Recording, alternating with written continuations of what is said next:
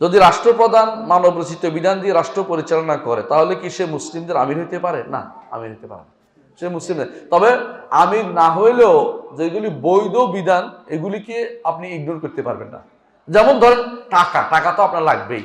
আপনি বলছেন না, যেহেতু তিনি ইসলাম দিয়ে রাষ্ট্র পরিচালনা করেন আমি টাকাও নিব না, তো কেমনি চলবেন আপনি? আপনাদের একটা গোষ্ঠী আছে, হুয়া কুয়া বলে ওদেরকে, ওরা থাকে ওখানে, জামায়াতুল মুসলিমের নাম দিছে, ওরা টাকাও ব্যবহার করে না, সরকারি চাকরিও নিবে না, পড়বেও না, তো এক মূর্খ থাকতে চায়, এগুলি তো শরীয়ত বলে নাই। আপনি কি করবেন?